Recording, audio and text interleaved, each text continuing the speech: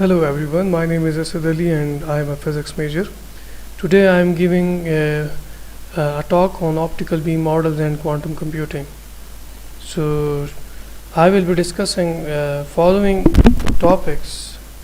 I will be covering following topics in this presentation, and the outline is the following. I will start discussing optical beam models. For example, plane waves, spherical waves, Gaussian beam, and then we will see that the Gaussian beams are the generalization of plane waves and spherical waves. So we will discuss Gaussian beam at least in deep down detail, and so we will start discussing Gaussian beam, and then we will discuss the mathematical origin of Gaussian beam, although we will not derive it thoroughly, but we will discuss it and discuss the processes through which we can come up with the Gaussian beam formula. Okay, the electromagnetic mode of Gaussian beam. And then we will discuss the propagation of Gaussian beam, how the Gaussian beam propagates. So what is the profile of Gaussian beam in 3 dimension, and we will discuss the challenges that usually Gaussian beam faces whenever it is encountered with homogeneous mediums or transparent mediums, and we will see how the diffraction affects Gaussian beam.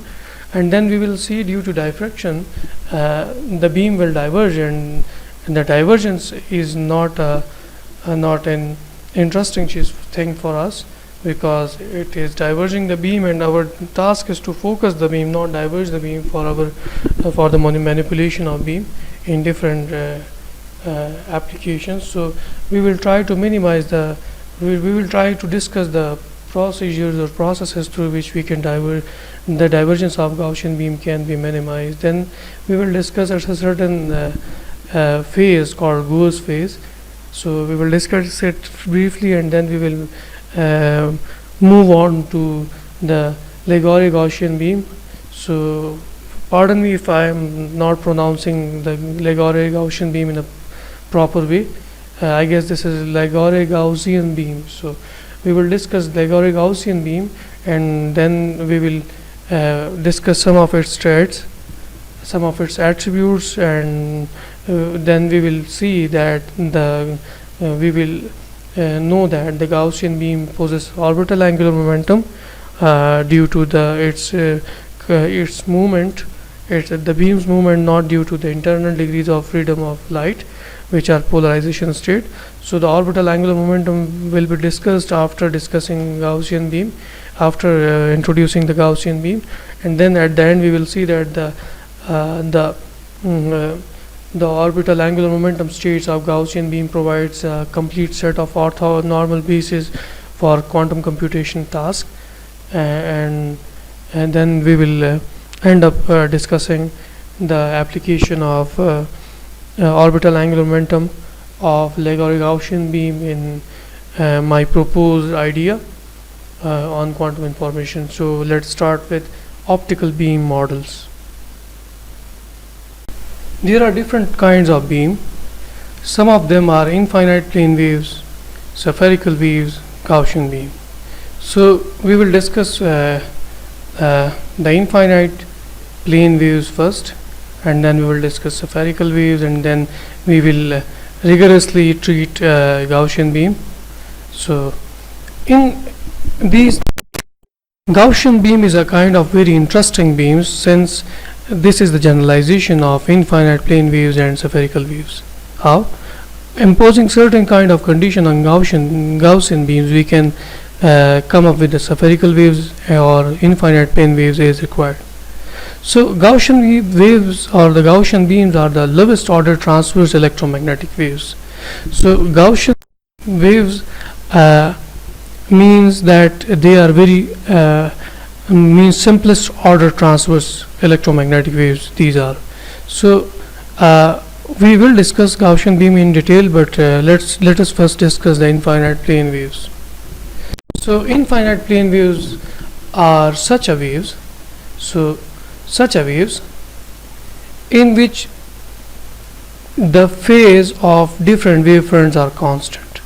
So suppose there is a light source from which the parallel planes, the wavefronts in the form of parallel planes are coming.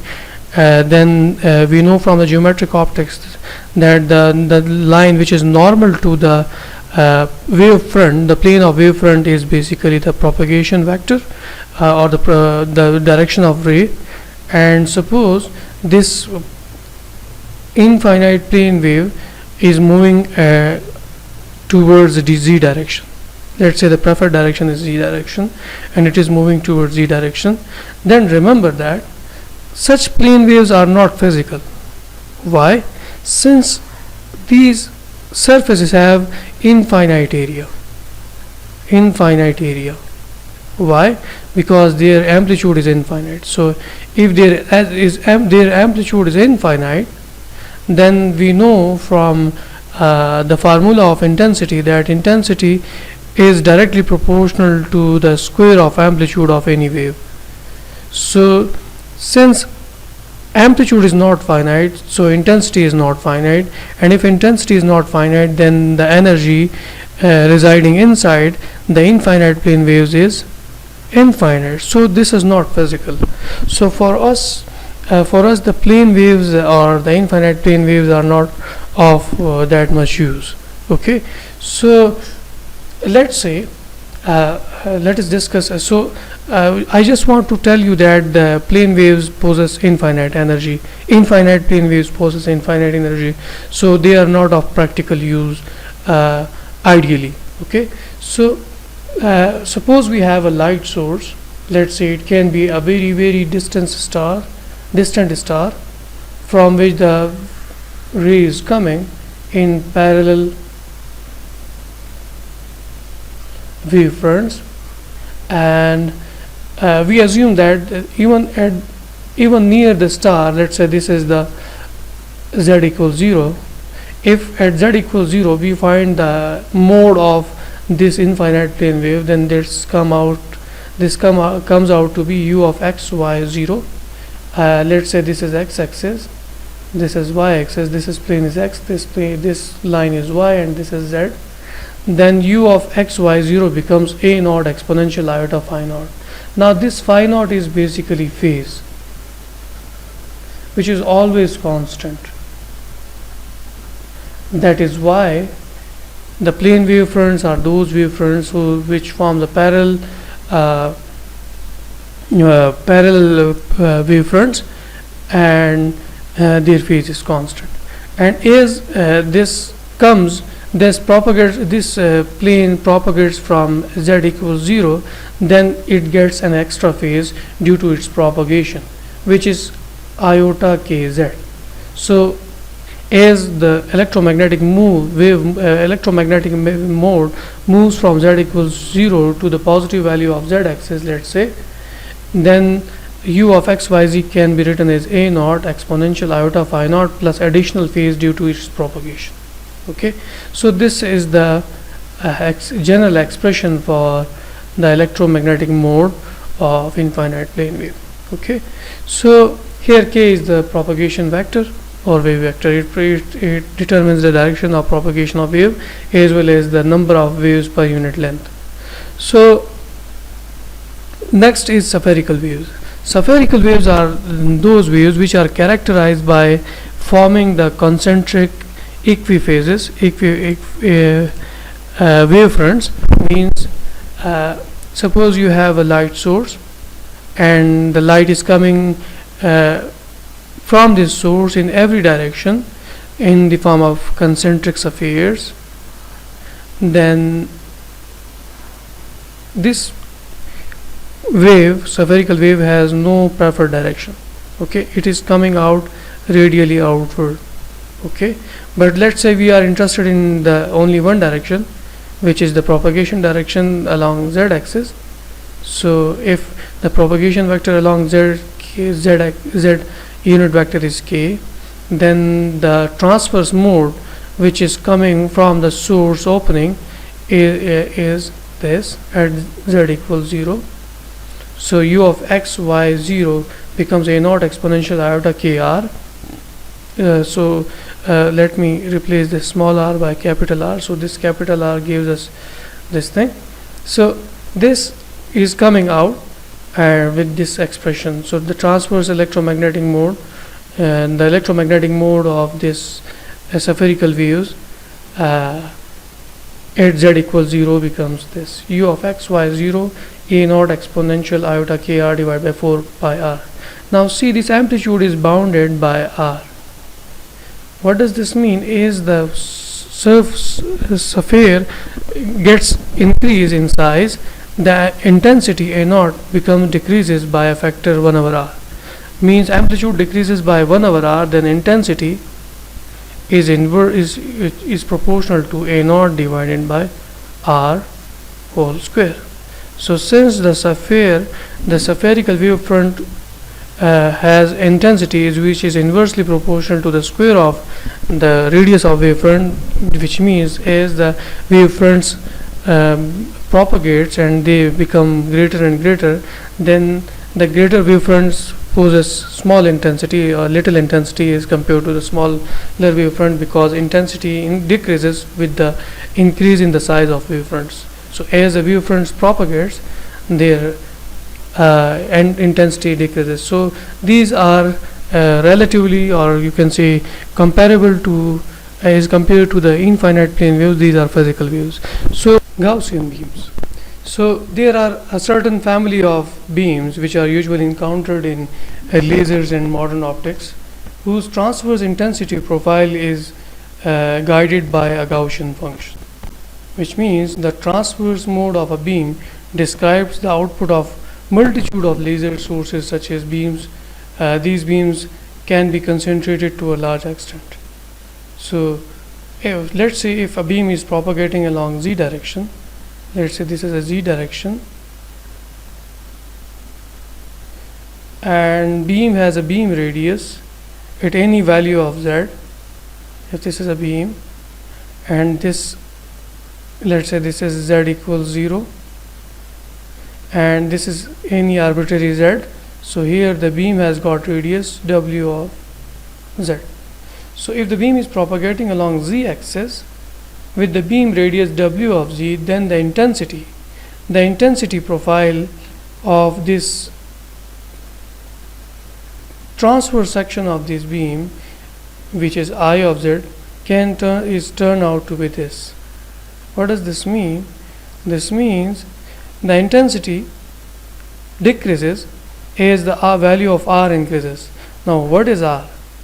R is just this circle, transverse circle's radius.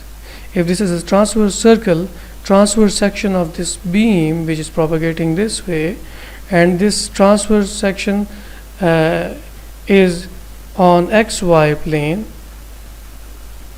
then r can be written as x square plus y square from Pythagoras theorem.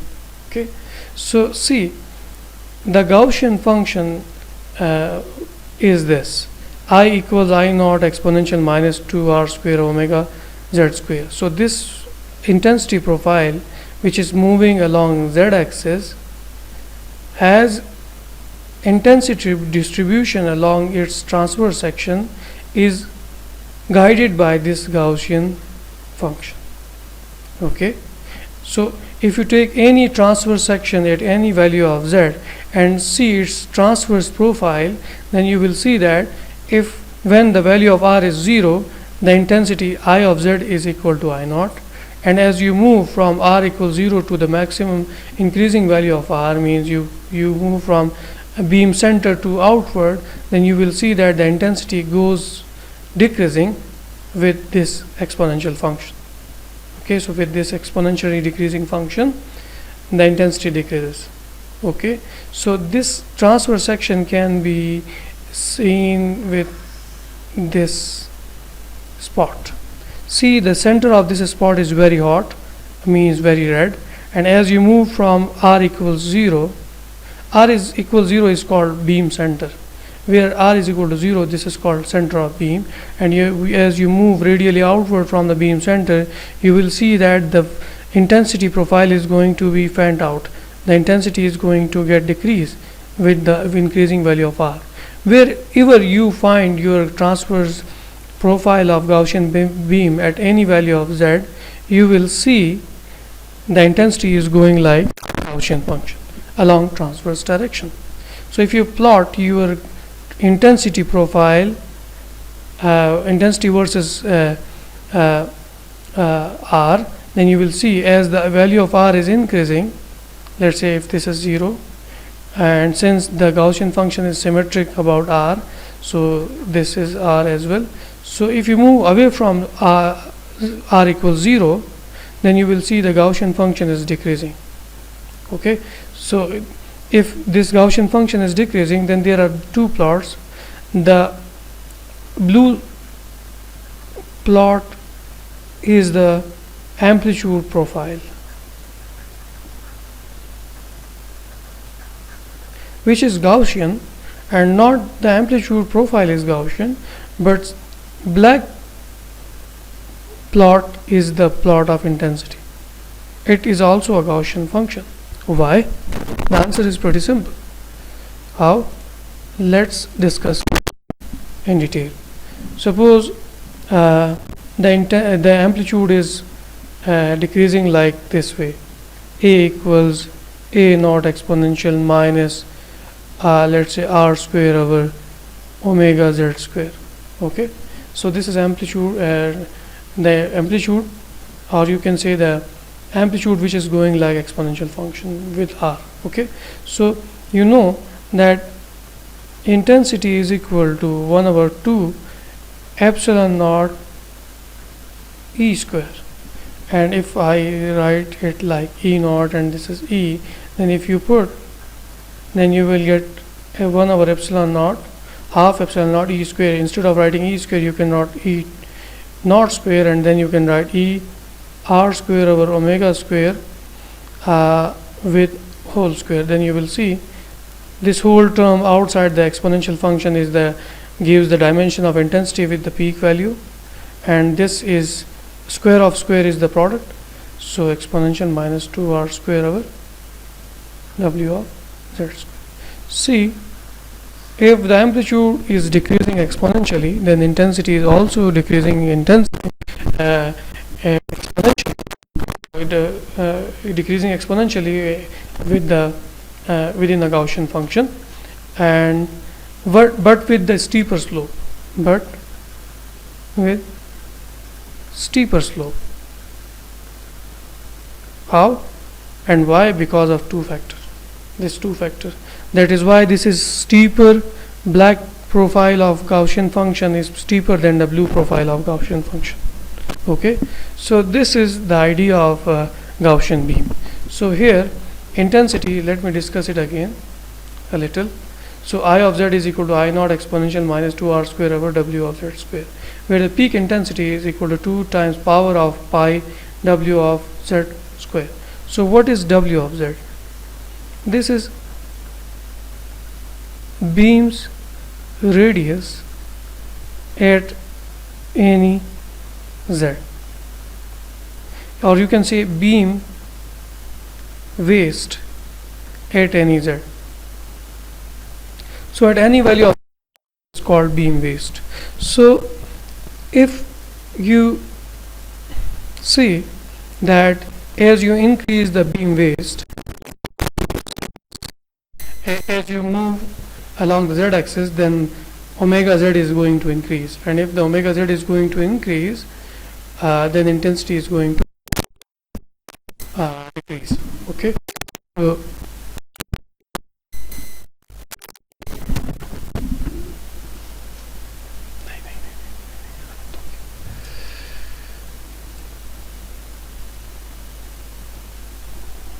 so now we are discussing the mathematical origin of Gaussian function. We are not going to do the rigorous mathematics to derive the Gaussian function, but I will give you an idea how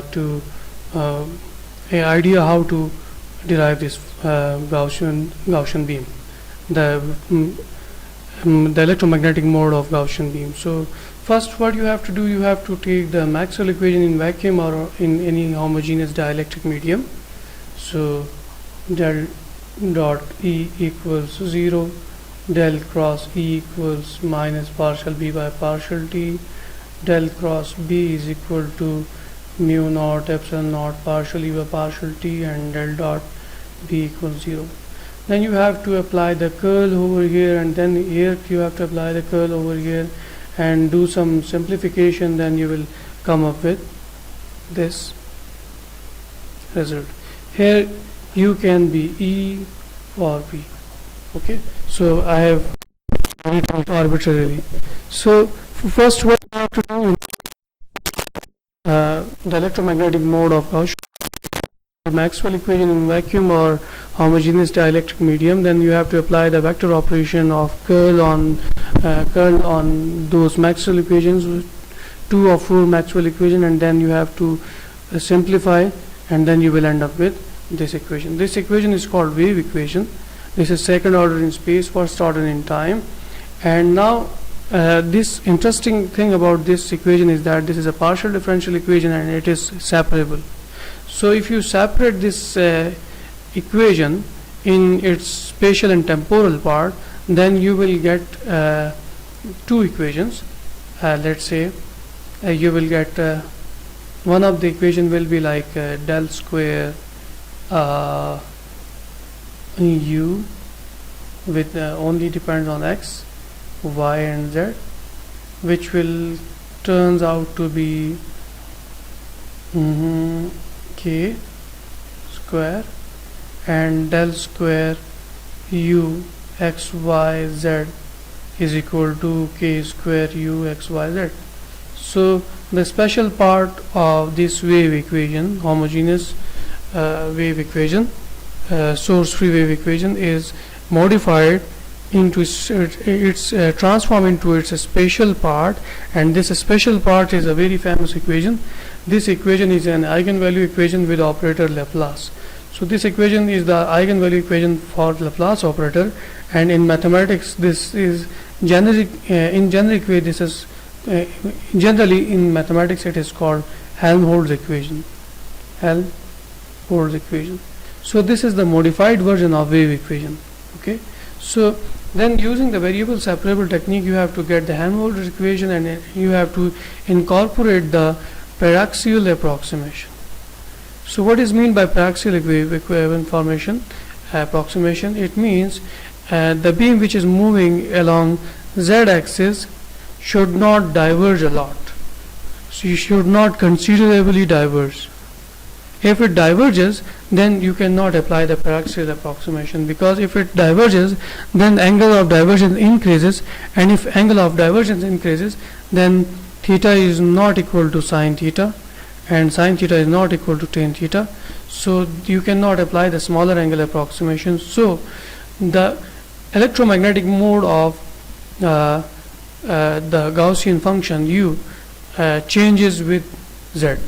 So if it changes with z, if the change is large, then the square derivative of u with respect to z will not be equal to 0. So you can not apply the paraxial approximation, and this wave equation becomes highly nonlinear. Okay, so linearity in this equation and the simplification in this equation demands the paraxial approximation. So if we apply the paraxial approximation in this Helmholtz equation, then you get a simplified version of wave equation like this. And if you put the gas solution, which is this is the gas solution, and if you put in the gas solution and simplify using this operation, then you get Gaussian function. So what you have to do first, you have to write the Maxwell equation and make them source free, or make them for homogeneous dielectric medium. Then you have to operate some curl operation on the 2 or 4 Maxwell equation. Then you have to simplify those. Wave equation, and this wave equation is partial differential equation. So you partial differential equation, and this equation is separable. So using the variable separable technique, we get the Helmholtz equation, and then we incorporate Helmholtz equation using we incorporate the paraxial approximation in the Helmholtz equation, and then we get the solution for modified wave equation after paraxial approximation, and then we come up with this this equation.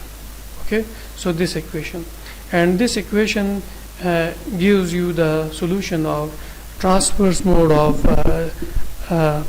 and this equation gives you the transverse mode of Gaussian beam, and which is a Gaussian function. So this is the mathematical way of deriving the Gaussian mode of the transverse mode of Gaussian beam. Okay, so where I have not discussed what is del t square. This is just the transverse mode derivatives, partial square by partial x square plus partial square by partial y square. So del square t is the shorthand for this. This way you can get the transverse mode of Gaussian beam. So W naught is, let me recapitulate. W naught is the beam waist radius at the source opening. Source opening means z equals 0. What is z? W of z, beam waist at any z. Okay? So beam waist at any z is W of z, where r is equal to x square plus y square, and r of z is the radius of curvature of a beam at any z. Fine.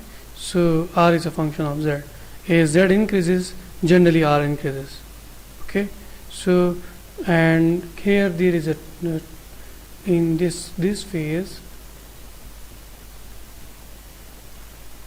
there is a term, there is a parameter called zr. The zr is called release length.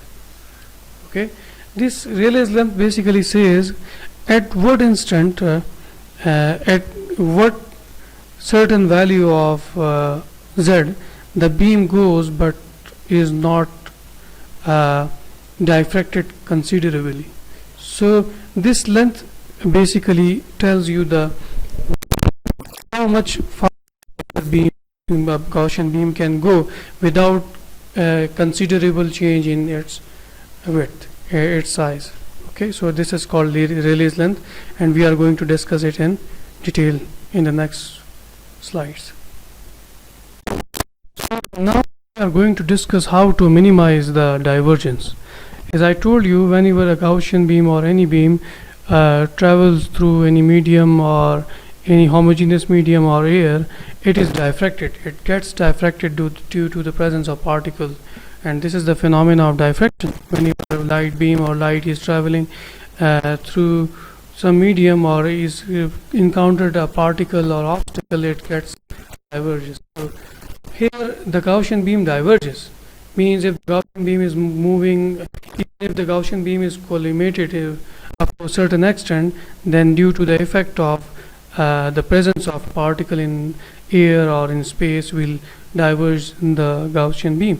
So the question is why it happens. The answer is simple: diffraction. And how to minimize it. So let us discuss how to minimize it. In order to discuss how to minimize it, you have to study, you have to focus on these two parameters. This is beam radius and this is waist radius. This beam radius is sometimes called spot size. Okay, so beam spot radius or beam radius, so it's better to say spot radius. Okay, and z is the axis along which the beam is propagating. So if this is z equals 0 and the beam is propagating this way, then see that as it travels along z axis, it diverges. Okay, so if it diverges, then the value of W of z increases.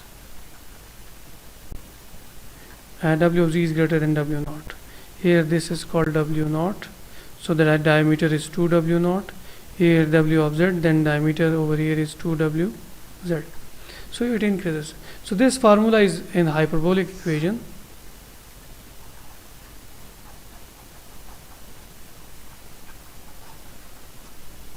So what does this say? As z is equal to 0, this term is 0, 0 plus 1 is 1, square root of 1 is 1, 1 multiplied by omega naught is omega z. So at z is equal to 0, omega z is equal to omega naught, means at opening of the transmitter of laser beam there is no change in the beam size, so it's constant and it's obvious. Okay, but as the value of z increases, then w of z increases. But if z is not that much large as compared to zr, then this is still less than 1. And if it's less than 1, means it is in fraction 0.00 something, then still there is no more considerable increase in the beam's radius. But as z increases, z is very greater than zr, then you see z is very greater than zr, then w of z increases considerably than w naught. Okay, so this formula gives you this thing, means whenever z is not that much large and beam size radius is not much larger than w, it is in the order of w naught. But when z is greater than z large, Rayleigh's length, then wr increases, means divergence. Okay, and radius at any value of z, spot radius at any value of z. Now let us discuss Rayleigh length. Rayleigh length is basically to what extent if a beam goes and it doesn't find any considerable change in the beam's radius, then this length or this average length is called Rayleigh's length. Okay, so this is called Rayleigh's length. This Rayleigh's length depends on two things. If you make your beam wider from transmitter, instead of making a narrow beam, if you make a wider beam from the very start, it will increase the Rayleigh's length, provided that wavelength is constant. So if you want to increase your Rayleigh length and you want to minimize the divergence, as the very much connected with Rayleigh's length, so with the definition of Rayleigh's length, so what you have to do, you have to increase your beam's width, you have to increase the beam's waist at origin, at the opening of laser beam, at the opening of the electronic element, optical element. Okay, next thing you can do is the wavelength. If you use the wavelength of light with the if you use the light with a greater wavelength, then you are going to decrease the Rayleigh's length.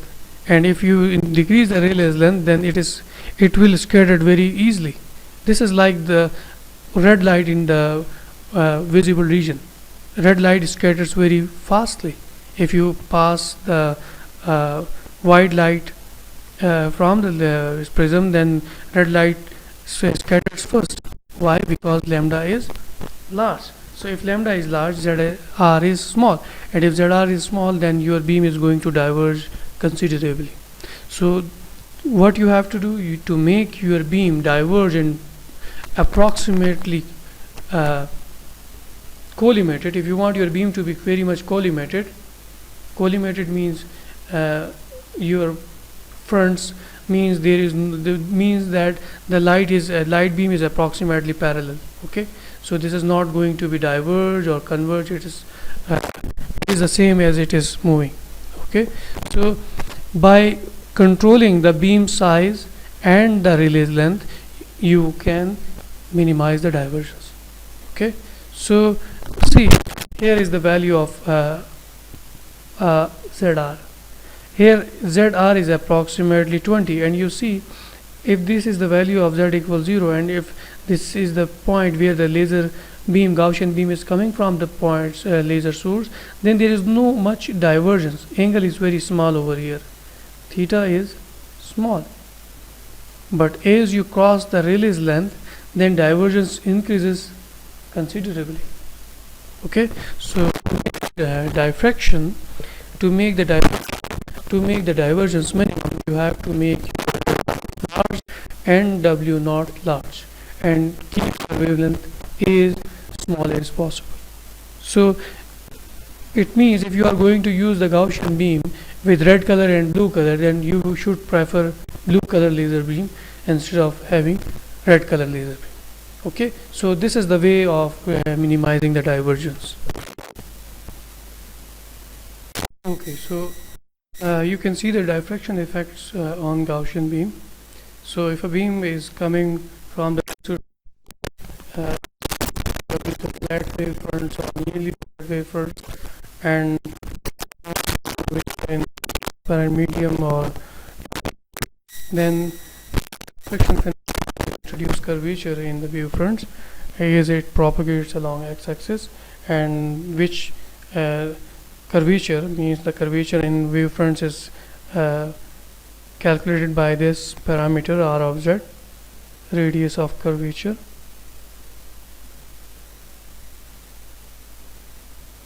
and it depends on z and r. Okay, so if you want to decrease the radius of curvature, then you have to make your z r large, small. Okay, so is, suppose you are here at z equals 0, and you see the curvature is nearly flat over here, but as you move towards right with z-axis, or even towards left z-axis, both are symmetrical, you will see the curvature is getting introduced in the wavefronts of the this laser beam, Gaussian beam, as you increase the value of z. And this is manifested in colorful way with this picture. So at the center, at x z equals 0, say at z equals 0, you can see these are nearly flat, means these circular discs are the transverse section of beams moving along z-axis. So these are nearly flat, but as you move away from z equals 0, either right or left, you get your disc like this. Your transverse section get bent like this.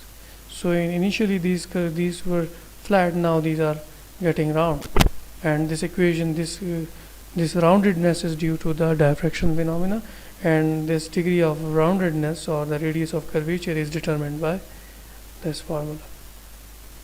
Okay. This is it. This is about the diffraction effect on Gaussian beams. Okay, so now yes, in understanding this is the active field of research even nowadays, and the actual origin of Gauss phase. But all I have understand that in plane waves, the wavefront separation is always constant. The separation between the wavefront is always lambda, lambda, and lambda. Okay, it remains the same for plane waves.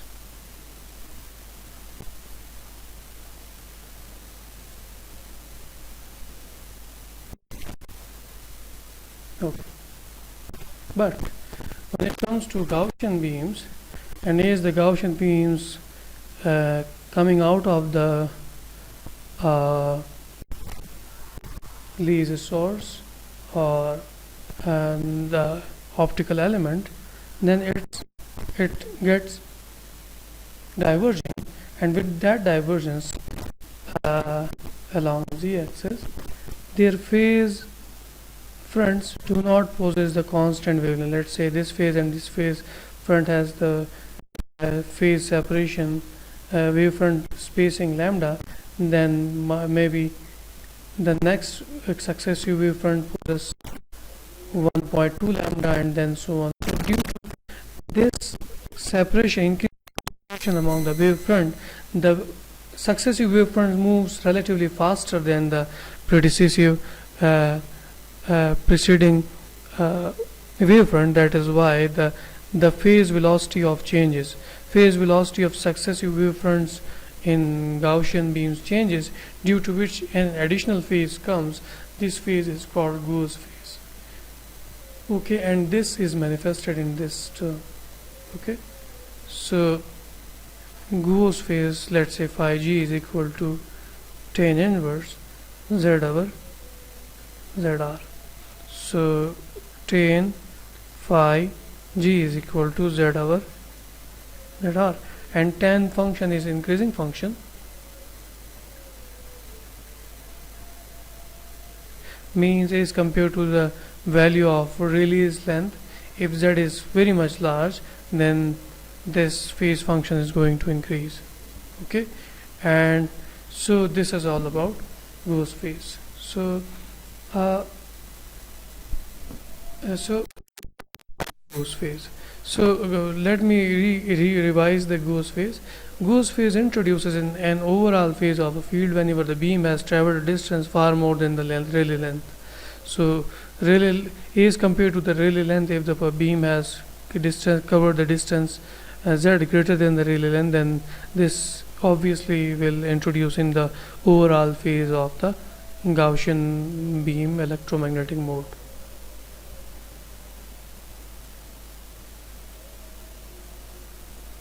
In many optical applications, it is good to have sometimes the multi-spot beams.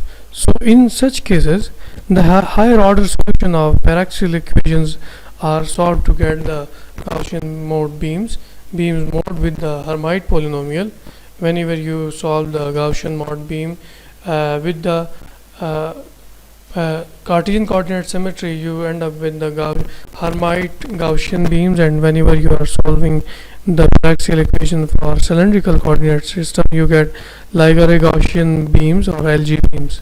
So let us, since we are interested in the LG beams, so let's discuss LG beams. So whenever we solve the Gaussian mode for cylindrical symmetry using the paraxial equation, then we come up with the Laguerre Gaussian beam. So they are very special kind of Gaussian beam. The reason is the orbital angular momentum. The answer is pretty simple. Let me get straight to the answer. So the answer is orbital angular momentum, OAM, orbital angular momentum. Okay.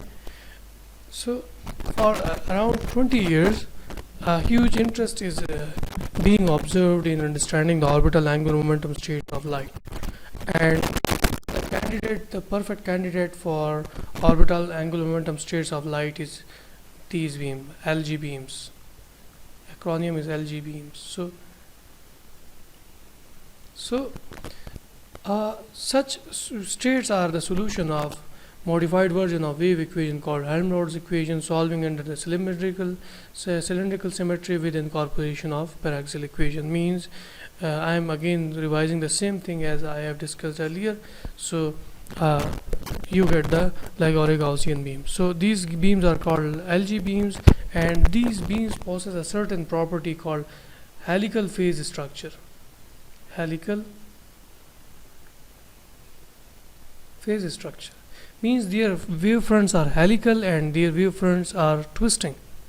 So they possess the helical phase structure. Okay, and remember that this helical phase structure is due to the orbital angular momentum, and this orbital angular momentum is basically the spinning of the Gaussian beam, the Laguerre Gaussian beam, around the beam axis. And remember that there is nothing to do with the orbital angular momentum of LG beams with its spin polarization states or spin angular momentum. Spin angular momentum is a totally independent degree of freedom, which is totally different degree of freedom, and orbital angular momentum is a different degree of freedom. So it means that the LG beams possess orbital angular momentum. These beams, if these beams are moving along z-axis, then you will see they are making a kind of helical structure. Okay, so there exists some certain phase relation between these helical twists, helical turns. So these beams are LG beams. They possess angular momentum which is different from orbital spin angular momentum or the polarization states of electromagnetic mode. Okay, and interesting thing, one more interesting thing about its angular momentum is that it is computed in terms of L h squared, Planck's constant. Means these beams, whenever they are moving along z-axis, they possess angular momentum, and their angular momentum's direction is along the z-axis. Okay, and they if they possess angular momentum, then in terms of Planck's constant, means they can transfer their angular momentum in terms of h cut to atomic and subatomic particles. Means you can use, whenever these helical LG beams passes through certain atoms, they can twist the atoms, they can turn the atoms, they can turn the particles in that medium. So means you can make the micro machines or micro motors. You can even use exploiting the property of orbital angular momentum of these LG beams. We can make the optical tweezers. We can use it in optical tweezers. We can use it in optical traps.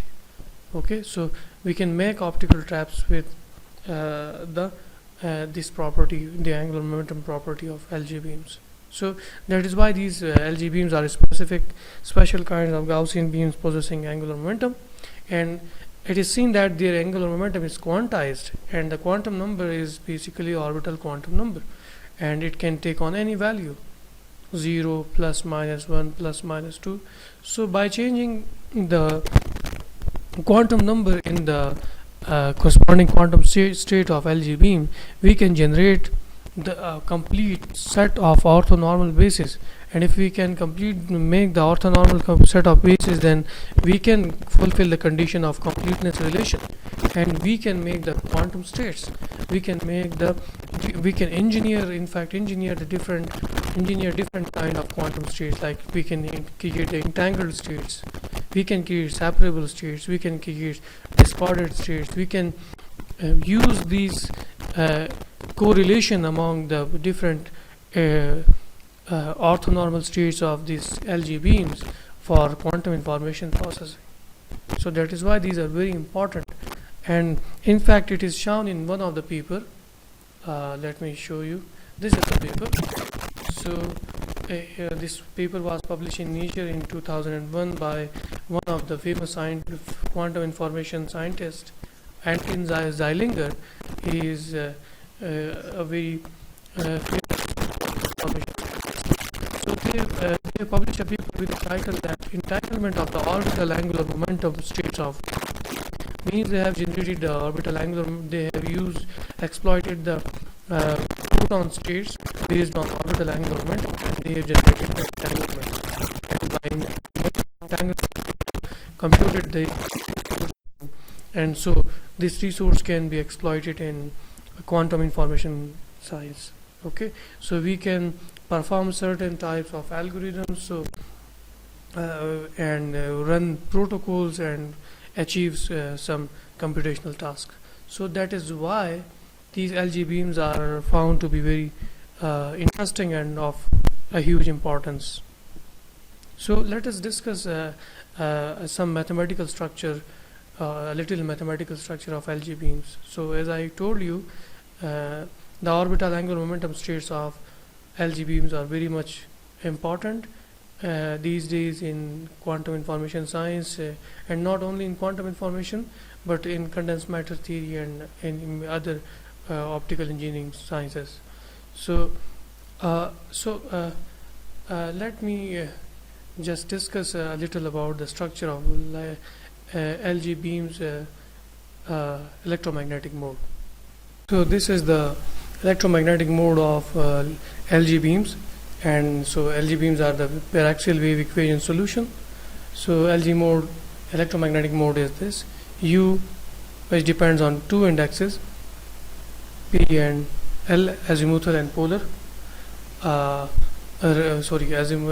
Polar and radial part of P and L corresponds to the R and theta, means quantum numbers or integers corresponding to R and theta.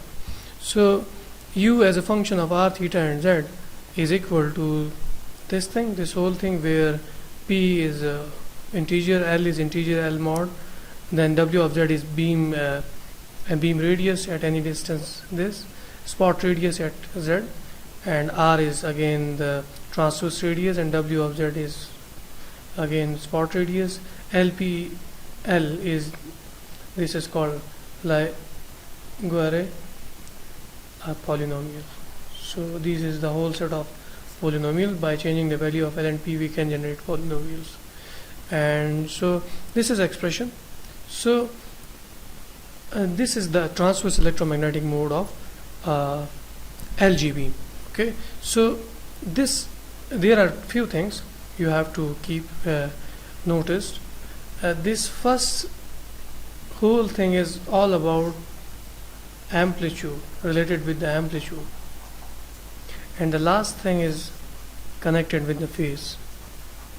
Okay, so this phase is again Gaussian. So this phase carries the information about the transverse Gaussian intensity profile. This carries the information about the Gaussian profile. This thing carries the information about the curvature, as I have discussed earlier. And there comes a new thing. This is due to the orbital angular momentum. Okay, so as this is connected with L, so L is connected with theta, so this is the e to the exponential iota L theta is the phase introduced, created in this electromagnetic mode due to the beam rotation. Okay, so the whole beam is rotating about its beam axis, so due to which the wave fronts got this phase. Okay, so let us discuss its attributes, its traits. So it is this electromagnetic mode of LG beam is characterized by two indexes, and this is P and L, and by the standard Gaussian beam parameters. The Gaussian beam parameters and the LG beam parameters are same, except for P and L. P and L are additional in LG beams. It is not present in Gaussian beam.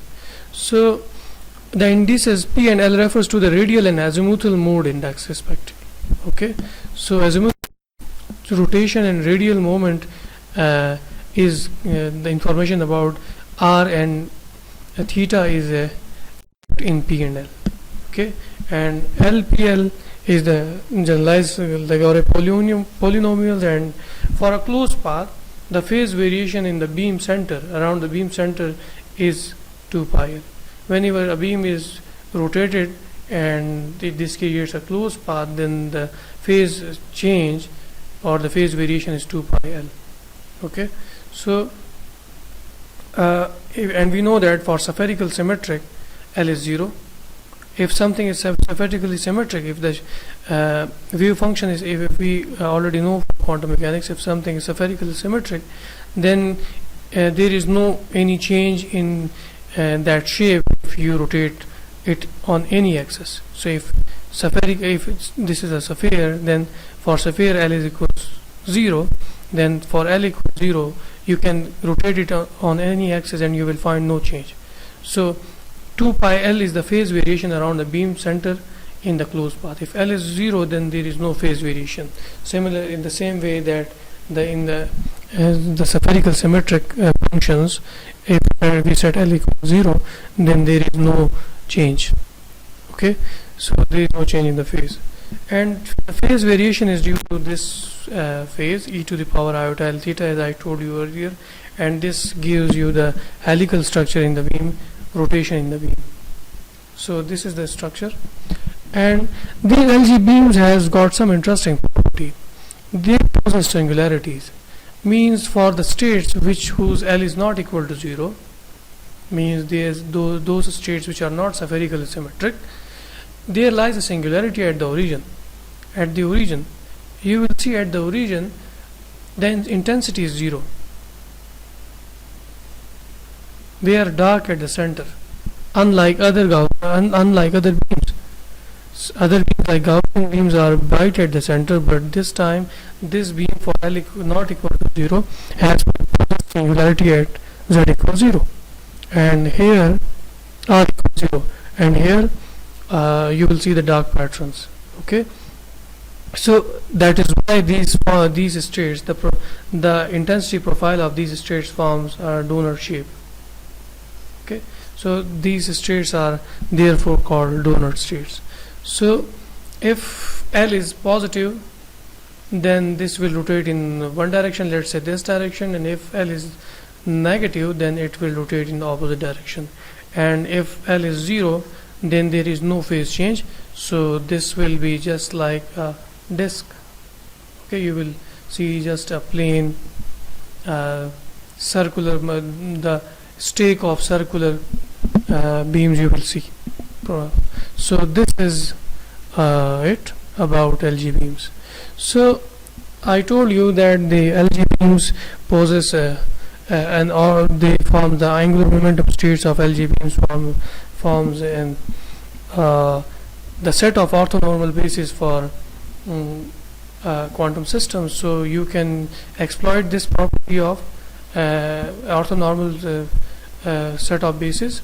Means you can make a set of you can make a whole new Hilbert space, and you can define quantum states over there. You can find a density matrix from these states, and even you can create the correlation among different states of orbital angular momentum states of LG beams, and you can create even resources like entanglement, as this paper is showing.